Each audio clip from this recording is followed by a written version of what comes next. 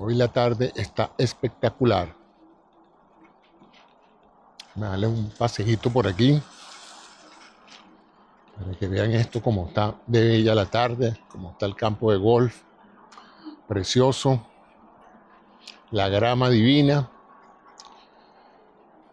Y vamos entonces a hablar hoy de un tema que a mí siempre me ha llamado la atención, como siempre, como todos los temas que yo toco aquí en este programa de Conversaciones en la Mira, donde trato de abordar temas que siempre me han llamado mucho la atención.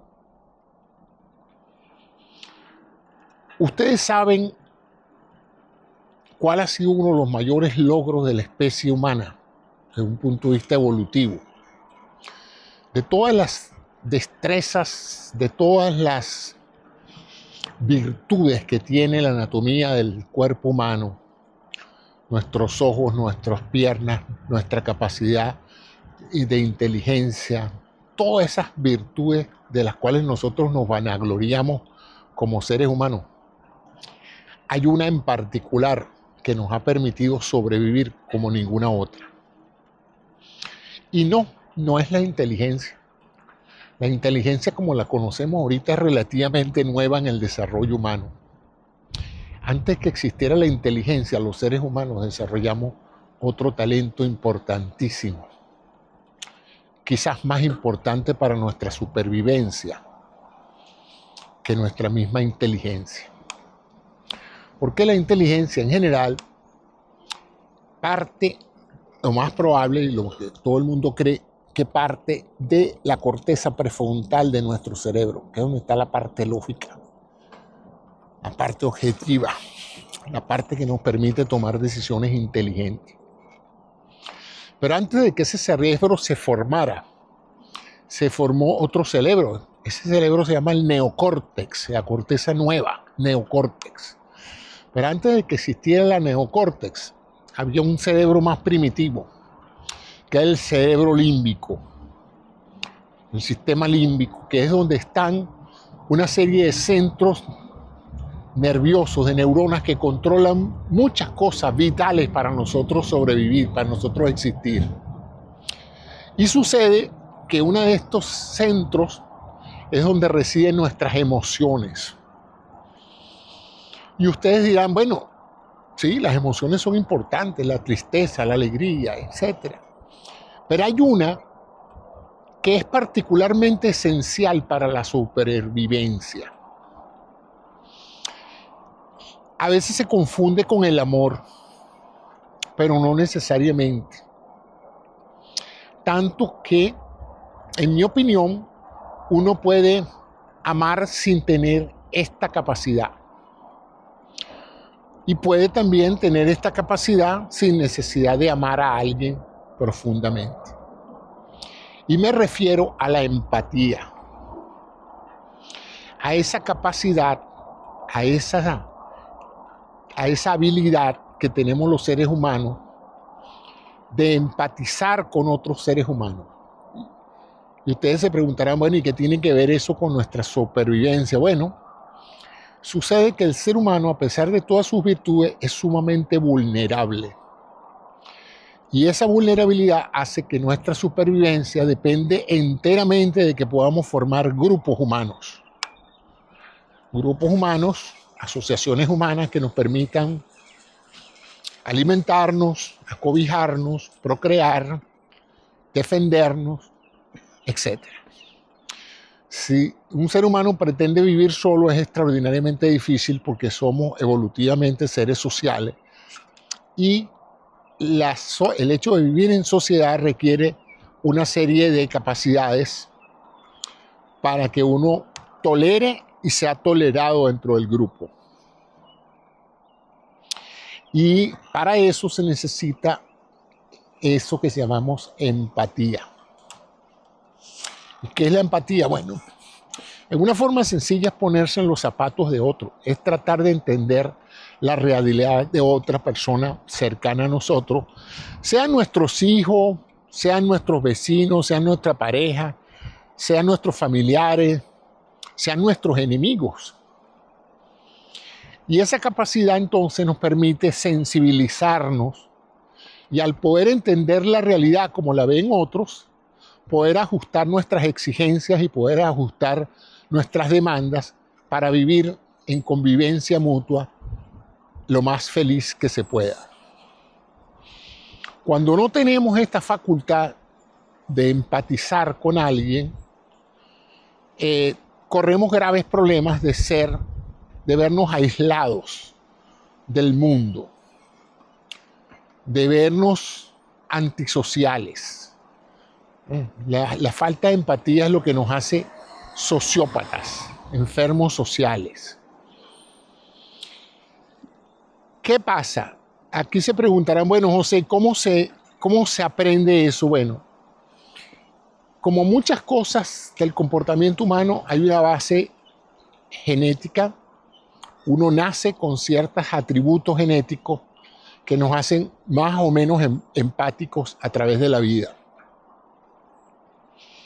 Y además de eso, podemos cultivar y desarrollar empatías aún en personas no muy empáticas, como también podemos hacer que ciertas personas que hubieran desarrollado una empatía aceptable para su comunidad se transformaran en seres despreciables, incapaces de entender las realidades ajenas porque no pueden aceptarlas, no pueden leer lo que otra persona está sintiendo. Pueden incluso escucharlas, oírlas, tocarlas, pero aún así no cuentan con la sensibilidad necesaria para que puedan en un momento dado aproximarse a sentir lo que la otra persona está sintiendo en tu mismo propósito. Y ustedes dirán, bueno, ¿y a qué viene todo esto, José? Bueno, a esto viene porque en el pasado, y me refiero al pasado donde nuestra vida social eran nuestros vecinos, la gente que conocíamos, uno a través de la vida llegaba a conocer, qué sé yo, 200 personas, 300 personas. Era relativamente fácil sentir empatía por las personas que te rodeaban, porque hablaban tu propio idioma, vivían en tu propia comunidad, eran azotados por los mismos fenómenos naturales. Por lo tanto, había una tendencia a ser empático, primero porque era en tu interés sentir y ayudar al prójimo y que el prójimo te ayudara a ti a través de este mecanismo muy humano que hoy llamamos la empatía. Era fácil ser empático. No había grandes abismos culturales, lingüísticos, etc. La gente se parecía a ti, tenía el mismo color de piel, etcétera, etcétera. A medida que el hombre ha ido expandiendo sus horizontes geográficos, es decir, ya no vives toda tu vida en un mismo pueblo, con gente que habla tu mismo idioma, sino empieza la migración humana a hacerse evidente, y no generacionalmente, porque el hombre siempre ha emigrado. Venimos todos del África y ya poblamos todo el planeta. Pero esos cambios de ubicación geográfica que generaron nuevas culturas y nuevos idiomas, esos cambios acontecían de una generación a otra completa. Eso significaba que las personas, pues, que en una generación nacían y morían, no había muchos cambios en el transcurso de las vidas de esas personas. Los cambios ocurrían entre una generación y otra. Pero en la medida en que ahora hoy alguien se monta en un avión y se va a otro país y se enamora de otra persona, o se sienta a ver televisión y ve la realidad de otros seres humanos que están pasando una situación muy difícil en otras partes del planeta, seres que no se parecen a ti, seres que no hablan tu propio idioma, pero seres humanos al fin. Entonces tú sientes en tu interior, cuando tú ves esas noticias desastrosas de tragedias internacionales, dos fuerzas. Una que te dice, bueno, menos mal que no me pasó a mí. Menos mal que yo estoy a salvo, que yo estoy bien lejos de la tragedia. Pero hay otra que tú no sabes de dónde se da, que te dice, oye, pobre gente, yo quisiera ayudarlos. La mayoría de la gente pues simplemente va y manda dinero, o manda apoyo, o hace algo, ¿no? Va a recoger comida para ayudar a las víctimas de una tragedia. Y eso es producto de la empatía. Empatía que tú aspiras que tenga la gente cuando la tragedia te dé a ti. Cuando seas tú el que eres víctima de un huracán, de un tornado, de un terremoto, tú también esperarías que gente de otras latitudes, que gente que no es como tú, ni siquiera de tu propia cultura o nacionalidad, ayude. Porque somos todos seres humanos, todos de la misma especie, todos tenemos la misma biología y la misma configuración cerebral. E independientemente de nuestra naturaleza y de nuestra cultura, hay rasgos que vienen desde nuestros orígenes comunes que nos hacen muy similares, y uno de esos es la necesidad de ser empáticos y de a la vez buscar la empatía de otros, buscar que otros nos escuchen, nos entiendan, se apiaden de nosotros o nos ayuden a salir de una situación crítica o celebren con nosotros nuestros triunfos, porque la empatía no es nada más venir en ayuda de alguien. A mí me pasa mucho, mis hijos se burlan mucho de mí porque yo en la Olimpiada lloro mucho. Y la primera vez que mis hijos ya adultos me decían, papá, ¿y por qué estás llorando? Digo, bueno, porque yo estoy tratando de imaginarme lo que debe representar para un atleta que representa a su país estar en el podio de vencedores y que le pongan su medalla y él oír el himno de su país. Eso debe ser un momento muy emocional. Y entonces me decía, bueno, pero es entendible que llore el atleta, pero ¿qué haces tú llorando frente al televisor? Digo, bueno, que yo empatizo con la emoción que él está experimentando en ese momento. Y la traslado a mí, y la traslado a mi sistema límbico, y me emociono tanto de verlo a él emocionado. Como también cuando veo una tragedia terrible de la guerra, y veo gente bombardeada, y veo hogares destruidos, y veo niños muertos, siento mucho y me aflijo, aunque yo no soy el afectado, pero yo empatizo con la tragedia de otros. Y eso viene tan antiguo como una de las cosas que revisé para tener la edad exacta. Fue un cadáver que encontraron en Irak de un ser humano, no era sapiens, era un neandertal. Pero resulta que esto lo encontraron en Irak, en un cadáver, hace 47.000 años. Lo que hace este cadáver interesante es que este cadáver tenía un traumatismo cráneo-encefálico, tenía rotos los huesos en los brazos. Bueno, se ve que sufrió un trauma muy grande, o se cayó por un barranco, o tuvo un combate con alguna fiera. Cualquiera que haya sido la razón de la tragedia, lo interesante es que los patólogos demostraron que ese humanoide o ese humano no murió en el momento, sino que murió muchos años después, unos 40, 50 años de edad después. O sea que imagino que a los 20 le habrá pasado todo eso y se murió de viejo, con artritis y todo en los otros huesos, 20, 30 años después. Incluso vieron que en el cráneo el traumatismo le había quitado un ojo de la fractura del cráneo. Entonces, ¿qué supone este hallazgo? Que ya para entonces la sociedad de ese tiempo había creado vínculos emocionales, afectivos y empatía como para que algunos de los grupos que estaban con esta persona, cuando esta persona sufrió ese accidente o ese trauma, lo rescataran, lo protegieran, lo alimentaran y le proveeran de todas las cosas que él necesitaría para vivir muchos años después. Tanto que murió mucho más viejo después del trauma.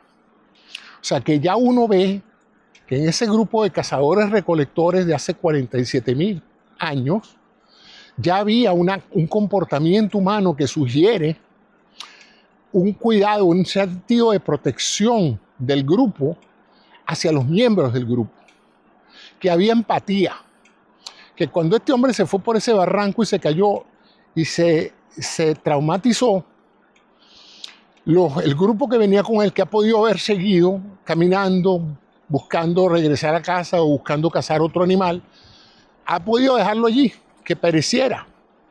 Lamentar que, bueno, qué lamento yo que se haya ido y se haya caído, pero ya está, pues, se murió, lo consideramos muerto. Pero algo ha debido haber dado él de manifestación de vida que hizo que esta gente lo rescatara y lo hiciera vivir muchos años más, unos cuantos años más. Algo notable, porque eso es lo que yo llamamos humanismo, el trato humano, el trato sensible de un ser humano que ve a otro sufriendo y busca calmar ese sufrimiento. Una parte de dejar de pensar en uno mismo para pensar en el otro y ayudarlo. Y eso es la empatía. La empatía es necesaria en cualquier persona que trate con el público.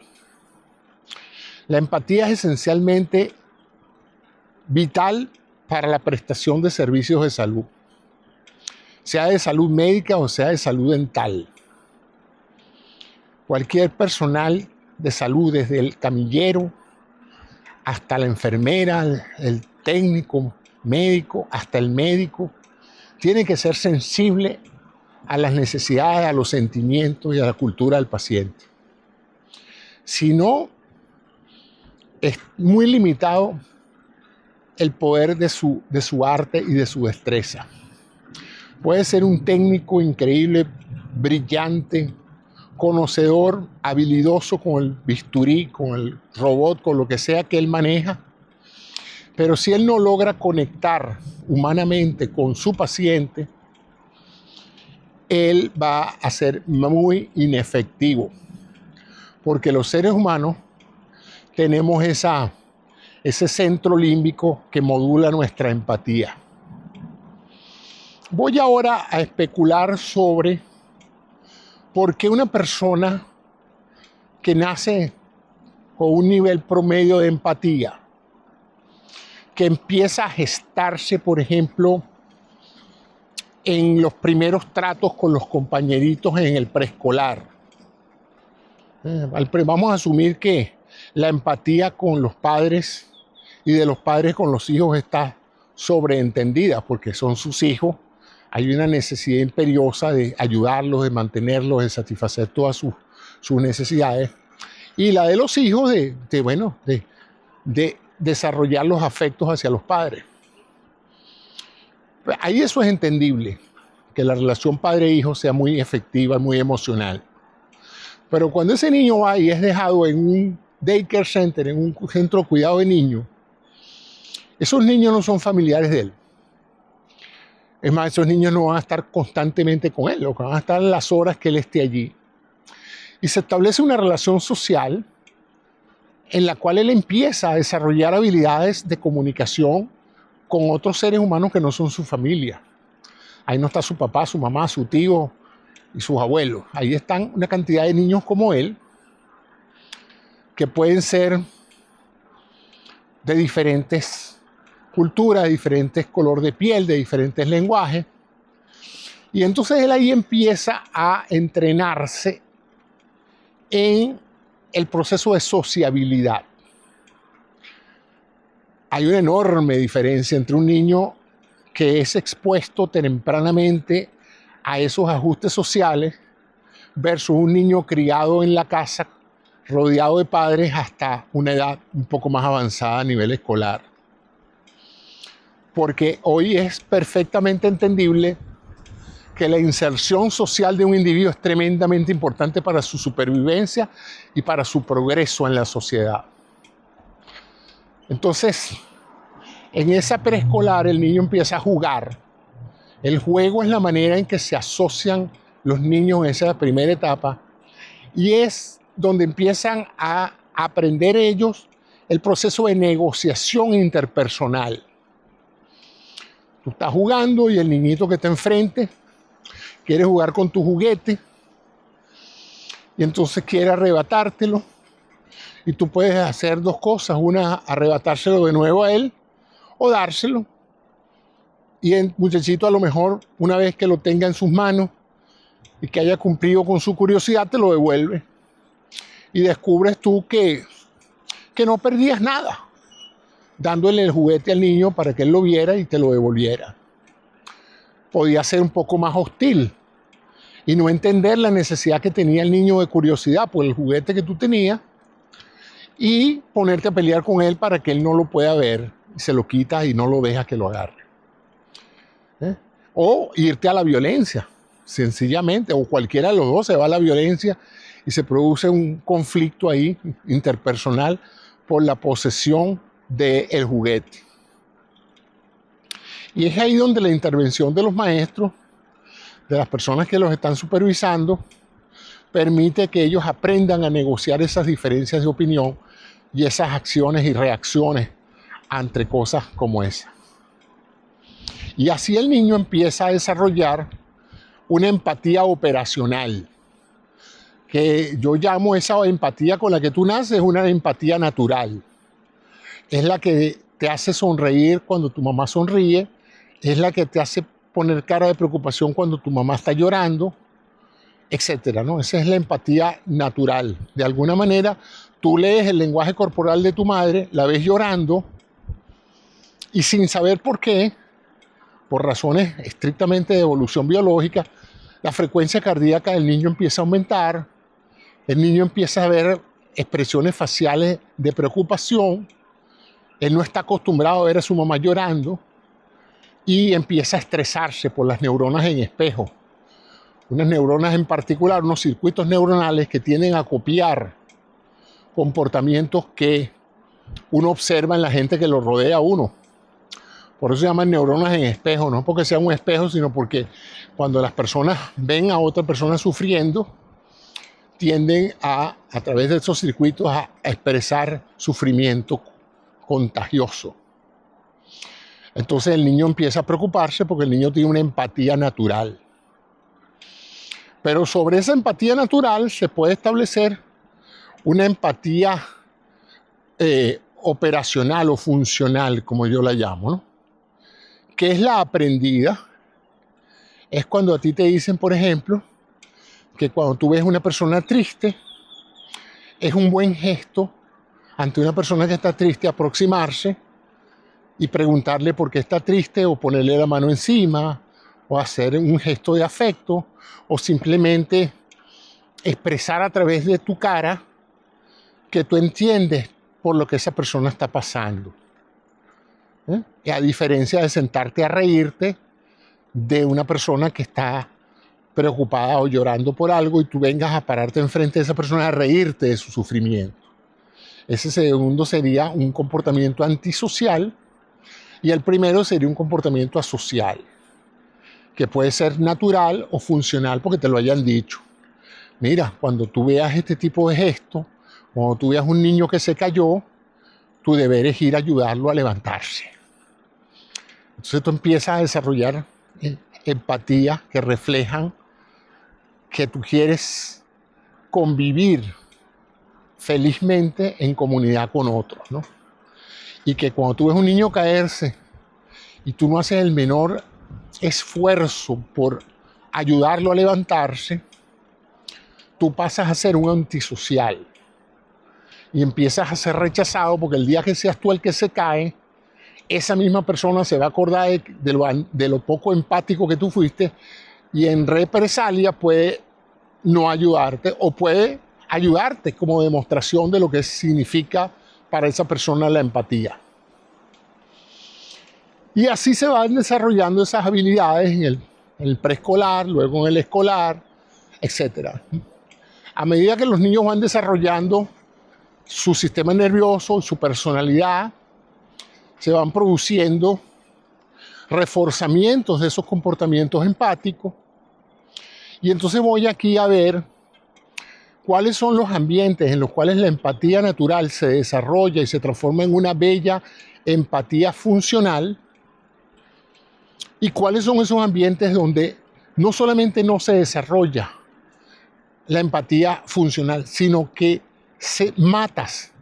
castras la empatía natural. Y más adelante en la adultez tú dices, pero esta persona es un monstruo. ¿Cómo esta persona es tan insensible? ¿Cómo es posible que esta persona vea con naturalidad la marcha de muchas personas a la muerte y no sienta nada? ¿Cómo se genera un monstruo de ese tipo? ¿Cómo es que esa gente no tiene empatía cuando personas normales, ajenas a todo eso, sienten un profundo rechazo y dolor y sufrimiento ante el sufrimiento ajeno? ¿Cómo es que esta persona no lo siente? ¿Cómo es que esta persona puede hacer cosas criminales, violentas, insólitamente violentas y no siente a nada? Entonces a eso voy a especular ahora, de por qué yo pienso que eso pasa. Y lo pienso no porque sea un experto en la materia necesariamente, sino porque he leído mucho sobre eso y he leído a psicólogos y a sociólogos y a antropólogos que han estudiado mucho la maldad, la mentalidad de un asesino, la mentalidad de un homicida, la mentalidad de un estafador que le roba los ahorros a una persona mayor, lo deja en la calle. Y no necesariamente es una persona cualquiera. A veces son los hijos estafando a los padres y lo dejan en la calle.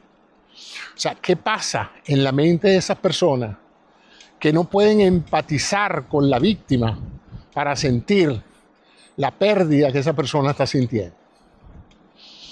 Entonces es interesante cómo se puede presentar eso.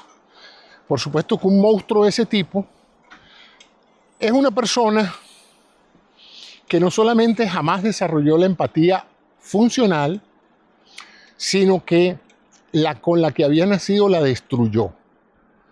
¿Qué destruye la empatía natural? La empatía de nacimiento, congénita la llamaría, la empatía congénita, la que nace contigo. Bueno, las primeras experiencias en la vida son importantísimas. Y a mi juicio, y viendo todo lo que está pasando ahorita en el mundo, habría dos formas de perderla. Una es experimentando traumas severos. Es decir, cada vez que tú manifiestas tu empatía natural, eres castigado, eres hostigado, eres considerado débil, frágil. Por lo tanto, hay un incentivo a fortalecer en ti la arrogancia, la falta de empatía, la soberbia, la agresividad, la idea de que tú tienes que ganar siempre sin tomar en consideración los sentimientos de otros, que tú tienes que atropellar a las personas para lograr tus objetivos. De esa manera, pues, tú creces en un ambiente donde ese tipo de mensajes son constantes, ¿no? El niño que le dan 2 pedazos de torta, uno a él y uno al amiguito, y él se come el de él y después le arrebata el pedazo de torta al amiguito, y los padres o las personas que estaban al lado de él, lejos de castigarlo, premian la viveza, la audacia de este niño que le quitó el pedazo de torta al otro niño, ¿no? Y así se van formando procesos reenforzantes de comportamiento que hacen esencialmente pues que la persona crece en la vida pensando que ser un bully, que es como ahora lo llaman, bull es un toro. ¿Y qué hacen los toros? Los toros embisten.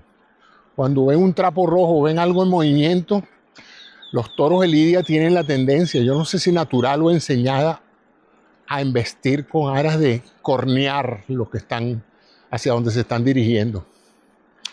Y ese acto de ser un toro que embiste a alguien lo llaman bully, como toreando a la persona. Y así como el toro no piensa mucho en lo que va a sufrir el torero cuando le clave los cuernos en el pecho, así son los bullies. Los bullies enfrentan a la persona débil, más adelante buscan siempre al más débil, porque saben que si se enfrentan a uno de igual o mayor potencia, pueden ser ellos los afectados. Así que el bully tiene una predilección por las víctimas. Y él, dentro de su interior, ha ido déjenme buscar la palabra correcta. En inglés es desynthesize. Han ido desensibilizando, esa es la palabra. Se ha ido desensibilizando al drama ajeno. Castigan, golpean, estafan, violan, engañan, mienten. Y en ningún momento les pasa por la mente cómo se está sintiendo la otra persona víctima de su actitud de toreo embestidor, de bully. Ellos no lo ven así, son fácticos. Son personas que todo se justifica con tal de lograr el objetivo que se proponen, el capricho. Porque a veces no son objetivos, a veces son cosas que hacen por el simple ejercicio de poder. Y entonces ustedes tienen dos formas de llegar a ese estadio de desensibilización de tu empatía natural. Una es la violencia, es la de los criminales, la de los narcotraficantes, la de los asesinos, que crecen en un barrio violento, hostil, donde solo el más fuerte sobrevive, donde para tú ser respetado y preservar tu vida tienes que actuar en contra de todos los que te rodean. Es una competencia a ver quién es más malo entre los malos. Y eso lo demuestras tú con una violencia desatada, carente de todo tipo de sensibilidad humana.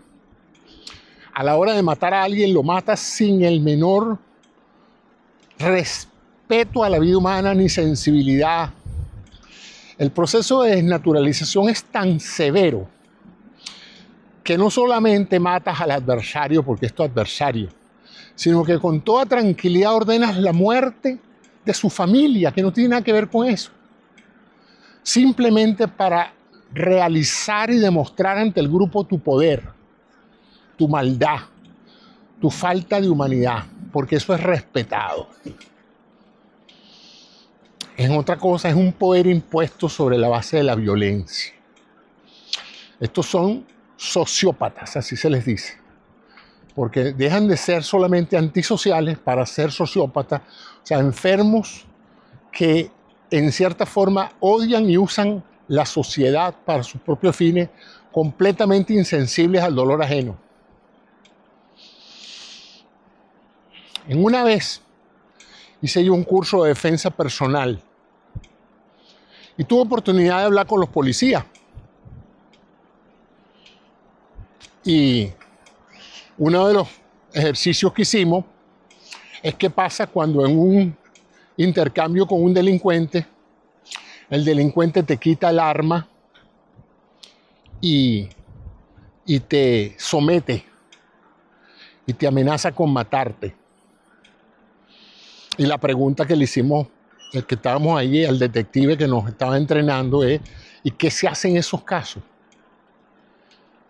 ¿Qué se hace en esos casos? Dice, bueno, si eres una persona muy entrenada,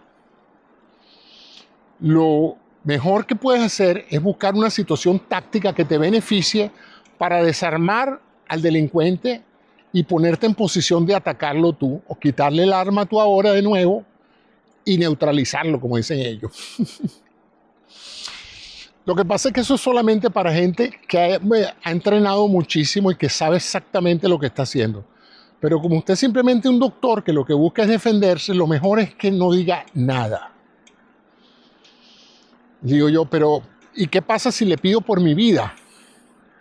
Si le pido que tenga compasión, que yo soy un hombre de familia, que tengo 2 hijos, que por favor no me mate. Y me dijo algo que siempre vivirá conmigo y se lo repito a ustedes hoy. No hagas eso, no haga eso, doctor. No lo haga. Porque en el momento en que él lo desarma a usted, él está disfrutando de ese poder sobre su vida. Él sabe que en ese momento él tiene que tomar una decisión. O lo mata o lo deja ir, o lo hiere. Lo mata, lo hiere o lo deja ir. Él está en ese momento pensando, si lo mato, probablemente me van a capturar, me van a poner de homicidio, va a terminar preso el resto de mi vida. Si lo hiero, también se puede morir.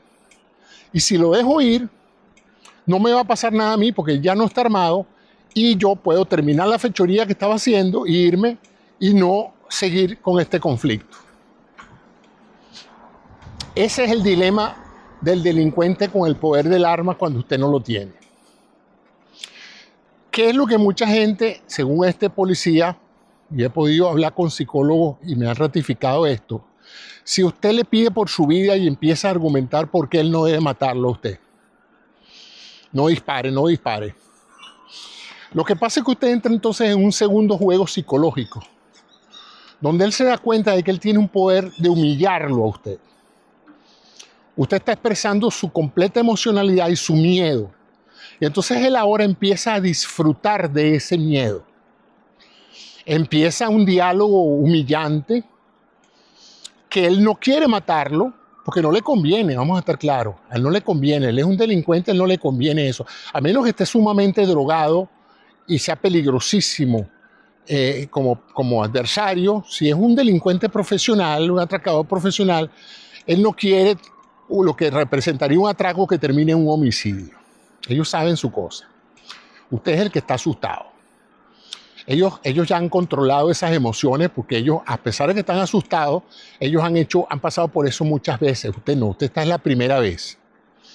Entonces usted tiene que entrar, lo que más recomiendan es que usted entre en lo que se llama neutralidad afectiva. No es que lo va a insultar, no es que le va a decir, bueno, mátame, o lo va a humillar, no. Usted simplemente se queda callado y lo deja que él piense.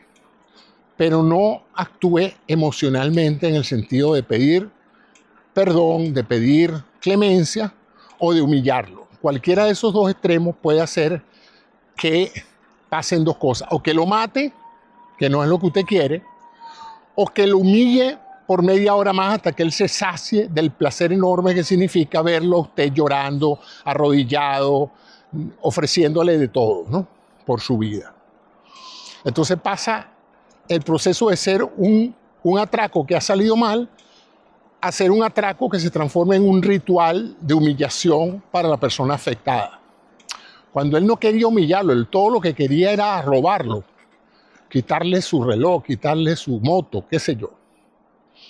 Entonces, en esos casos, los expertos lo que recomiendan es ser completamente antiempático, que él no tenga ningún tipo de recurso emocional, sino que usted le dé tiempo a él de pensar racionalmente que a él no le conviene matarlo a usted, sino dejarlo ir. Si usted apela a sus sentimientos expresando los suyos, usted activa su sistema límbico y pueden pasar esas dos cosas. Que lo mate por satisfacer su deseo de poder, de decir yo puedo quitarle la vida a este ser humano, o que él disfrute entonces viéndolo llorar y sufrir, ¿no? Gente sádica que va a disfrutar viéndolo a usted pasar el peor momento de su vida. Entonces, eso a mí me ayudó a entender un poco que estos delincuentes psicópatas, estos delincuentes han llegado a un punto en su evolución como seres humanos que no solamente no les importa la vida ajena, es que no les importa la vida de ellos tampoco. Para ellos es muy fácil matar o martirizar a alguien, porque es que si eso se los hicieran a ellos no les importa tampoco mucho. Porque han tenido una vida desastrosa, humillante, han sido víctimas de la violencia, han tenido todo tipo de castigos, sufrimientos y penurias, y ellos razonan cualquier día de esto, si yo pierdo la vida en esto, pues quizás hasta es lo mejor para mí, ¿no? Así piensan esos criminales peligrosísimos. Por eso es que cuando se enfrentan con la policía no se rinden. Simplemente se baten a tiro hasta el último tiro. Y o se dan ellos el último tiro o salen y se exponen para que sea la policía la que los termine de liquidar. Porque en realidad ellos no quieren vivir, ¿no? Ese tipo de gente que ha sido despojada de su humanidad ya no tiene valor por la vida. Es un suicida andante buscando que lo maten. Es un suicida buscando que lo mate la policía o que lo mate una víctima a quien él atraque. Esa es una forma en la cual la gente se deshumaniza. Quizás sea la forma más frecuente. Si usted nace en un gueto, si usted se cría en un gueto, en un barrio donde pasa hambre, donde pasa angustia, donde hay promiscuidad, donde usted no sabe quién es su padre, donde usted no tiene madre, donde usted fue abandonado, donde usted ha sido obligado a prostituirse, donde usted ha tenido drogas, etc. Usted no le puede pedir a un ser humano de ese tipo que tenga ninguna empatía por otro. Ninguna. Ellos son como unos animalitos sin empatía. Sin embargo, esa no es la única manera por la cual se puede crear un sociópata. Hay otra. Y la otra es más asombrosa, porque la otra no es producto de la violencia o de los traumas de la infancia o de la paternidad irresponsable o de las drogas, etc. La otra es producto del aislamiento, de que una persona que ha vivido una burbuja de lujo, no puede tener sensibilidad por la vida ajena porque conoce muy poca gente diferente a él. Llegó a la adultez jamás habiendo visto a alguien de una raza diferente, que hable un idioma diferente, que tenga una inteligencia similar o superior a la de él. Y encima de eso, si esa persona, dentro de esa opulencia derivada de la riqueza, con padres hiperprotectores que lo aislaron de cualquier tipo de sensibilidad social, él no entiende cómo vive la gente común. Eso pasaba en las monarquías. Las familias monárquicas, las familias reales, estaban completamente ajenas a la realidad del pueblo que ellos gobernaban. Igual le pasaba a los señores feudales.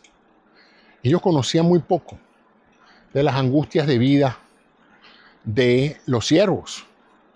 Ellos simplemente disfrutaban de su fortuna, ponían a la gente a trabajar, la explotaban, le quitaban el dinero, y ellos vivían en una burbuja de ellos.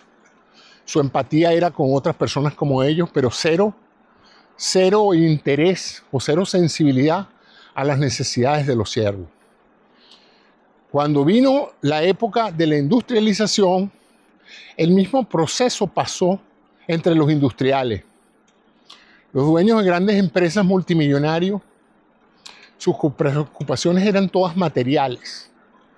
La preocupación por la salud, por la calidad de vida, por las esperanzas, por la educación de sus empleados era mínima.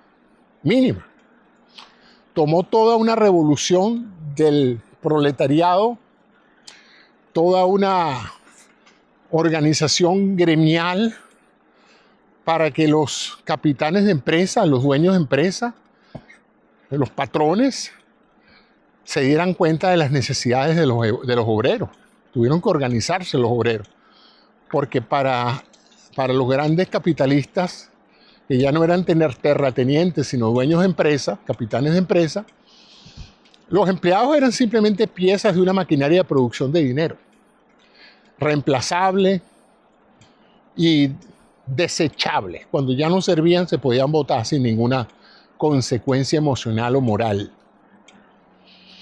Y así entramos en el siglo XX con un cambio donde la sociedad tuvo que reorganizarse para que la empatía entre la gente poderosa y la gente de clase media y los más pobres encontrara la manera de crear organismos sociales que forzaran esa empatía en las personas.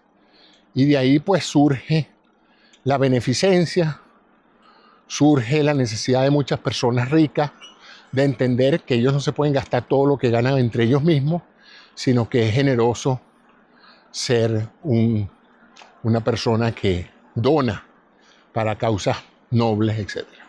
Sin embargo, todavía persiste esa tendencia sociopática de pensar que vivir es una competencia por los recursos existentes, que cada vez son más escasos, y que la única manera en que yo puedo ganar es que otro pierda. Y en cuyo caso yo no tengo otra función en esta vida que ganar y ganar y ganar y hacer perder a los demás, porque mientras más ellos pierdan, más gano yo. Y en ese proceso, uno de los requisitos para hacer eso es ser insensible, es no tener empatía. Cuando usted se vale de un recurso mercantil o legal para tomar control de una empresa y votar a todos los dueños y fundadores de la empresa y a los obreros, disolver la empresa, vender los activos, recuperar su dinero con ganancias, y usted se siente feliz porque hizo una tremenda operación que le dio muchísimos millones, usted no tiene sensibilidad alguna por las consecuencias de esa medida económica, de esa medida financiera. Para usted eso todo está perfecto. Así es el capitalismo. Brutalmente antiempático, insensible a las necesidades de la sociedad. Cuando usted llega y agarra y dice, necesitamos aumentar las ganancias de esta empresa, vamos a llevarnos la fábrica, esta empresa, este pueblo, Flint, Michigan. Este pueblo creció con la industria automotriz. Padres e hijos no han hecho otra cosa que trabajar para esta empresa automotriz. Esta empresa ha creado este pueblo, le ha dado empleo y este pueblo le ha dado la vida a esta empresa. Generaciones de jóvenes no hicieron otra cosa que estudiar y prepararse para hacer cada vez mejores carros. Y un buen día, por el capricho de unos dueños, de unos accionistas que quieren más ganancias, porque no se sacian en este proceso de desensibilización, llega un momento en que el dinero tiene más importancia que todo, que la madre, que los afectos, que el amor. Aquí hay que ser despiadado, porque solo el despiadado, solo el agresivo, solo el bully gana. Y gana porque otro pierde. Entonces un buen día se toma la decisión ejecutiva de cambiar la vida de millones de personas, de trasladar la empresa a un sitio donde haya otros individuos que están dispuestos a hacer el mismo trabajo por centavos de dólar al día. Otros para los cuales tampoco se tiene ninguna empatía. Porque la gente que se llevó esos empleos para China, no se los llevaron para ayudar al pueblo chino. Se los llevaron para hacer dinero y para, en cierta forma, crear un producto más económico, más rentable, que ahora, en vez de hacerse con el sacrificio humano del estadounidense, ahora se hace con el sacrificio humano de los chinos. Que en ese proceso los chinos mejoran su calidad de vida, porque antes no tenían empleo. Sí, válido, es bueno. Generó empleo y sacó a muchos chinos pobres de la pobreza total y ahora son parte de la clase media. Pero ¿y qué pasó con el compromiso con la gente de tu estado natal? ¿Qué pasó con esos empleados que tú dejaste simplemente para hacer más dinero? Que ahora son pueblos fantasmas, porque ya el pueblo al irse a la empresa no pudo soportar el cisma económico y ahora hoy no es ni la sombra de lo que fue. Las escuelas no son buenas, las calles no tienen dinero para pavimentarlas, etc. Entonces vemos unas estructuras que ha creado el hombre moderno, la sociedad industrial, que son las corporaciones, ¿verdad? Entidades sin alma, sin empatía, porque las organizaciones no tienen sistema límbico. Y tú dirás, pero José, esas las manejan seres humanos. No, esas las manejan sociópatas. No todos, como siempre, hay empresarios que son sumamente humanos y que consideran los beneficios de sus empleados, del país y de la comunidad y de sus clientes. Pero esas no son las reglas del capitalismo. Las corporaciones no se hicieron para hacerle favores a nadie ni para ser empáticos. Se hicieron para hacer dinero. Y si para hacer dinero usted tiene que aprovecharse de sus empleados, aprovecharse de su ciudad, aprovecharse de sus clientes, engañar a los clientes, poner menos producto o hacer que el producto tenga una obsolescencia prematura, empeorar la calidad del producto. Usted va y lo hace, porque el único compromiso suyo es el dinero.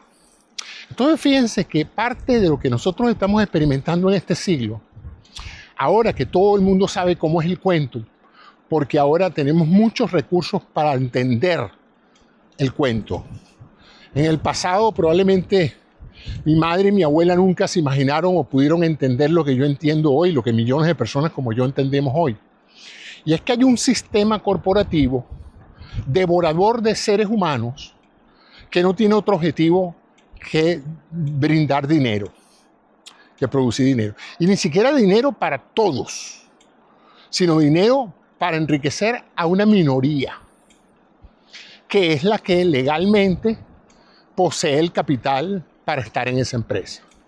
O sea que tenemos un proceso social antropológico en el cual hemos institucionalizado el acaparamiento de recursos por parte de una minoría de los recursos de la mayoría. Instituciones muy efectivas a la hora de construir ciudades, edificios, aviones, todo lo que usted quiera. Pero el precio humano es ese, que no se conforman con construir cosas buenas y útiles, sino que hay que seguir ganando dinero, destruyendo el ambiente, contaminando los ríos, contaminando el aire, cambiando los gobiernos para que haya políticas que les permitan pagar menos impuestos que sus empleados. Entonces, y ustedes ven que todas esas decisiones las toman personas que no tienen la menor empatía, ninguna. Ellos no les importa, ellos son insensibles. Ellos viven en una burbuja donde nadie del entorno en que ellos viven, ninguno de sus familiares y amigos, parecería sufrir las consecuencias de las decisiones que ellos toman. ¿No? En el mundo de ellos, nadie quiebra por enfermarse, nadie padece por perder el trabajo. Todos tienen un plan de ahorro gigantesco, fortunas enormes colocadas en mercado, o un trust que me creó mi papá, para que no importa lo que pase, tendría que desaparecer el planeta para que yo perdiera mi comodidad. Entonces, ante eso, esas son las personas que están tomando decisiones que nos afectan a todos. Por otra parte, vivimos en algunos países la ilusión de que estamos en una democracia, donde el poder reside en el pueblo y donde el pueblo elige a sus gobernantes para que velen precisamente por los intereses del pueblo, de la mayoría del pueblo. Bueno, ese sistema ha sido torpedeado por el capital corporativo y ahora los presidentes los eligen las corporaciones. ¿Por qué? Bueno, porque se ha permitido el flujo de dinero para comprar votos. Comprar votos de la manera más descarada, bien sea a través de la publicidad pagada, bien sea a través de los sobornos, o últimamente, no, pagarle directamente a los votantes, hacer rifas. De manera que si el votante apoya a un candidato, pues se puede ganar $1 millón. O sea, la cosa más insólita, porque ¿qué va a estar pasando en esta situación? Que ya la gente no cree que puede con su voto efectuar un cambio social o mejorar las leyes, sino que estas corporaciones se han transformado en monstruos que eligen gobernantes, hacen leyes para ellos mismos, leyes que no protegen al ciudadano ni al consumidor, sino que los protegen a ellos y los ayudan a ganar cada vez más dinero. Tienen una tendencia completamente antisocial de no pagar impuestos. Ellos consideran su deber fiduciario no pagar impuestos o pagar lo mínimo. Beneficios que no tiene el ciudadano común, ¿no? Pero ellos sí. Y nos hemos acostumbrado tanto a este gobierno de corporaciones, para corporaciones y por corporaciones, que ya nos olvidamos de la verdadera democracia, que es el demo, el pueblo, la gente común, la gente de a pie. Son manejados como ganado en una dirección u otra, son polarizados, se les manipula emocionalmente, se les radicaliza, se los lleva a la violencia.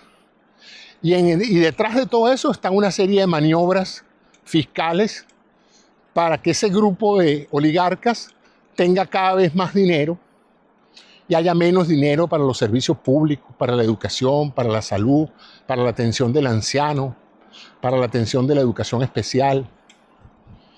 Esa es la realidad que estamos viviendo en muchos países, por cierto. Yo creo que no hay ningún país en particular que sea totalmente ajeno a funcionarios públicos en poder de tomar decisiones que respondan más a los estímulos financieros de quienes les financian las campañas que de quien son electos, ¿no?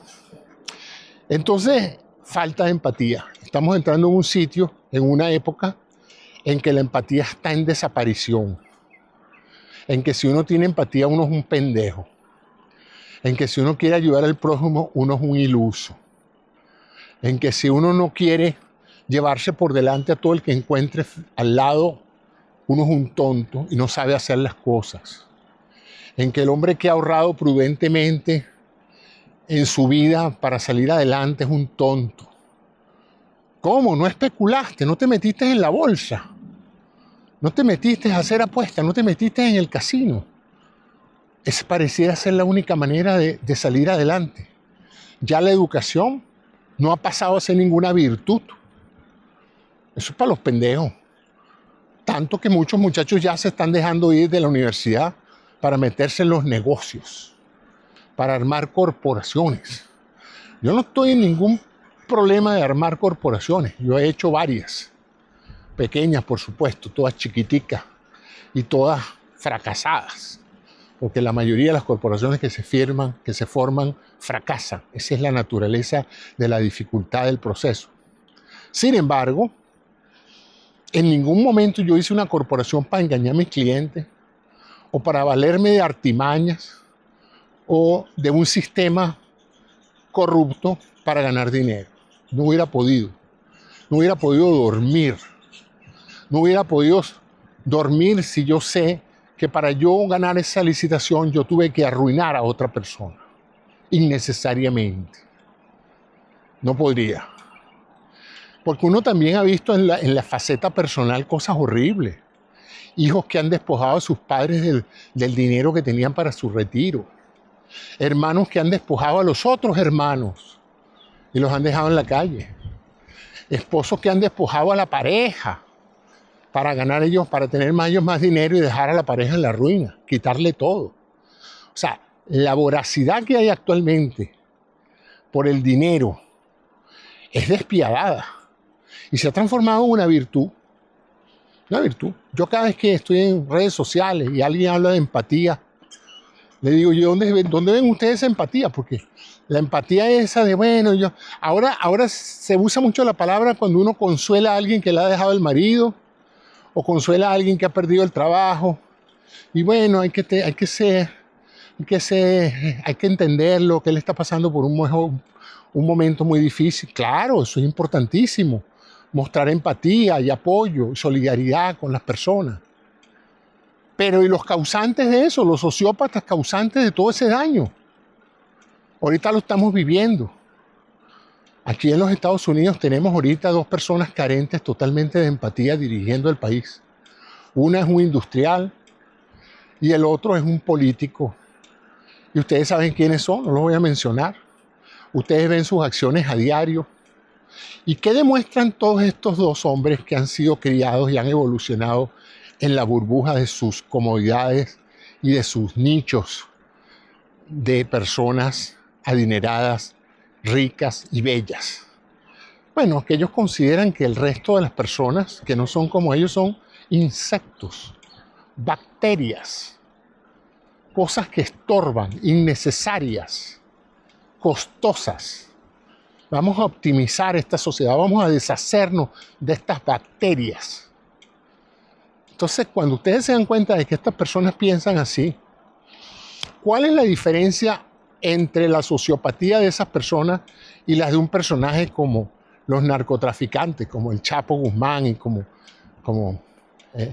el colombiano?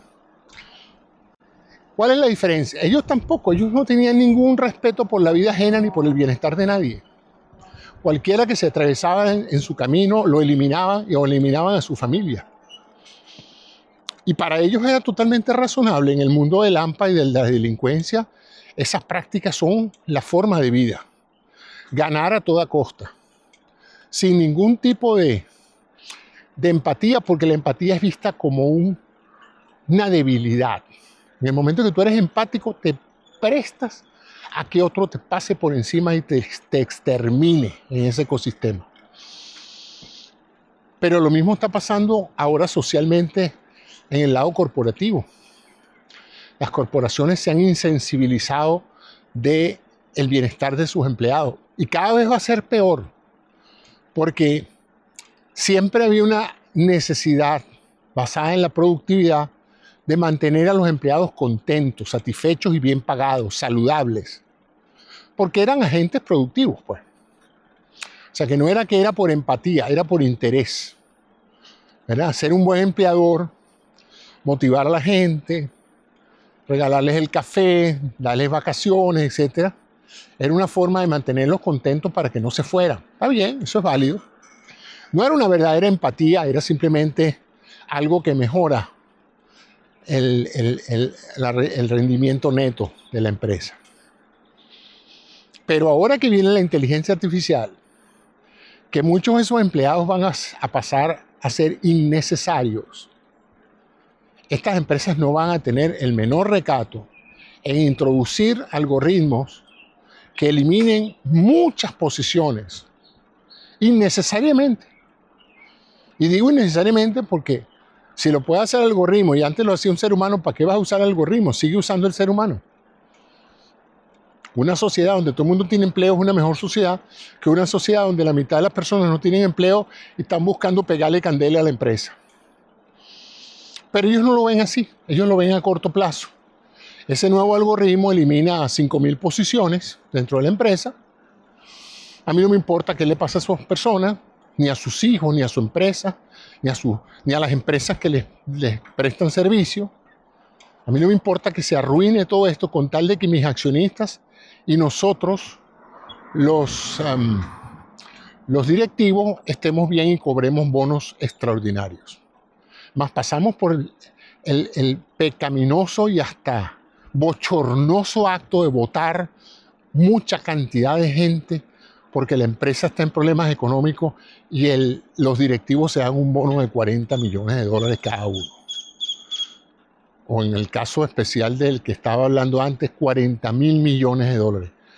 ¿Qué puede hacer alguien que justifique una remuneración de 40.000 millones de dólares? Eso es algo obsceno, ofensivo al esfuerzo de un trabajador que trabaja para ganarse la vida. Pero a ese extremo hemos llegado. Nos hemos desensibilizado todos, ya no tenemos casi empatía. Yo conozco mucha gente que no los consideraría ni sociópatas ni psicópatas, sino gente normal como yo. Y esa gente le parece normal que una empresa haga eso. Normal. Así como le pasó a los nazis que veían con normalidad que se llevaran a los vecinos judíos en su casa y los desaparecieran. Normal. Las reglas cambiaron. El nuevo orden insiste en que esa gente no son seres humanos. Y yo, por miedo o por lavado de cerebro, les doy mi voto de aceptación y veo con tranquilidad. Y no solamente veo, ayudo, denuncio el sitio donde está escondido. Eso se vio. Para que ustedes vean lo que representa en un momento dado cuando el ser humano se desprende de ese sentimiento natural de empatía. Bueno, con esto estoy llegando ya al final de mi charla de hoy. Les agradezco mucho. Me gustaría que reflexionaran sobre si realmente estamos perdiendo cada día más la empatía a nivel mundial y qué hay que hacer para volver al estado natural donde nos ayudemos unos con otros y donde los casos de sociopatía y psicopatología sea algo raro y no se transforme en lo más común que vemos en la realidad cotidiana. Muchas gracias y hasta mañana en estas reflexiones en movimiento. Si les gustó este programa, suscríbase, active las notificaciones y hágaselo saber a sus amigos, que a lo mejor algunas de estas reflexiones los ponen también a pensar sobre si estamos siendo empáticos con nuestra familia, con nuestros amigos, con nuestros conciudadanos y con el resto del planeta. y con la gente que está en guerra en este momento. Gracias a ustedes.